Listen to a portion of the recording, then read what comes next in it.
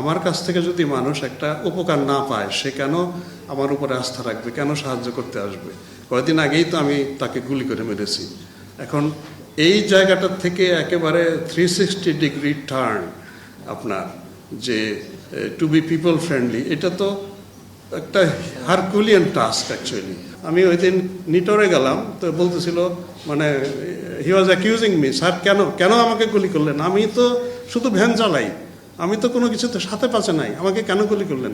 আমার তো কোনো জবাব নাই। আমি শুধু বলছি, ভাই I do not have any answer, আমি তোমার কাছে শুধু ক্ষমা চাইতে এসেছি, আমার আর কোনো উত্তর নেই। কেউ কেউ তো সশরীরে থেকে পুলিশকে কমান্ড করেছেন, তাহলে কিভাবে মানে আপনি বলবেন যে কোনো দায় নাই? অবশ্যই আছে, কিন্তু আমার কথা হচ্ছে যে আইনগত প্রক্রিয়ায় সাক্ষ্য প্রমাণ দিয়ে আমাকে একেবারে দেখাতে হবে যে অমুককে বলেছেন, অমুকে বলেছে, অথবা ওয়্যারলেসের এই রেকর্ডটা আছে। ওই সবগুলো জোগাড় করে আমি কোর্টকে দিলে কোর্ট তখনই বিশ্বাস করবে। এমনিতে যতই আমি বলি যে উনি করেছেন, বিশ্বাস করবে না।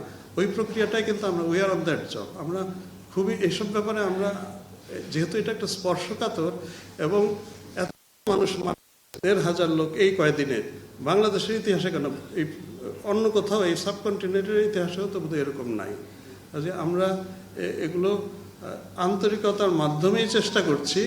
এখন আপনাদের সাহায্য এবং সহযোগিতা চাই।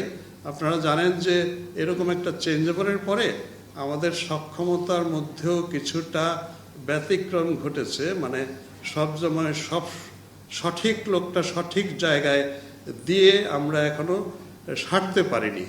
আমরা আমাদের ভেতরের পুনর্গঠনের এবং পুনঃসজ্জিতকরণের কাজটা কিন্তু এখনো চলছে।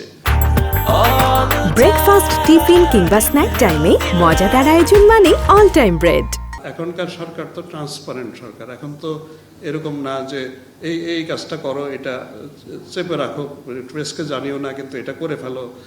এই খুন গুম আয়নাঘর, এই সংস্কৃতি তো এখন আর নাই, এবং সরকার তো এগুলোকে শুধরানোর জন্য চেষ্টা করছেন। তাহলে আমরাই বা কেন তথ্য চেপে রাখবো? ওই রকম কোনো দুর্বলতা থাকলেই তো তখন আমরা চেপে রাখার কথা আর কি, যেটা আগেও হয়েছে বিভিন্ন সময়। আমারও তো দীর্ঘদিনের পুলিশের চাকরি, আসলে এটা হয়েছে, এটা সত্যি, মানে there is no denying the fact.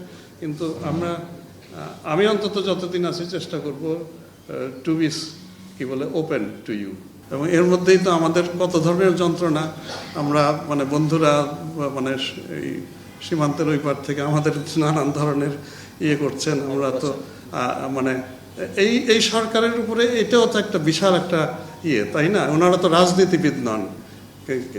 এখন সব কিছু থেকে মানে আপনার একসাথে উত্তরণ ঘটানো, এটা আমরা চেষ্টা করি। আমি সব কিছু করে ফেলতে পারবো না একবারে, সেই ঐশ্বরিক ক্ষমতা তো আমার নাই, কিন্তু অন্তত চেষ্টাটা করি। রাজারবাগের সেই যারা রিভল্ট করেছিলেন প্রথমে, তাদের যেরকম দাবি, আমাদের প্রত্যেকের দাবি যে পুলিশকে ডিপলিটিসাইজ করতে হবে। 1 নম্বর দাবি এই অভ্যুত্থানের, এইটাই অর্জন আমি মনে করি পুলিশের।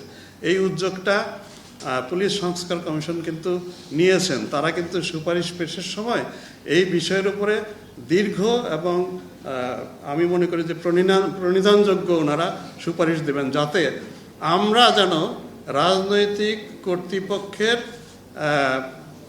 তাদের রাজনৈতিক উদ্দেশ্য সাধনের জন্য ব্যবহৃত না হই। এটা আপনাদের মতো আমি সহ আমার পুরো পুলিশ বাহিনীর এই দাবি, এবং এইটা আমার বিশ্বাস এই সরকারের পক্ষেই সম্ভব এইটা করা।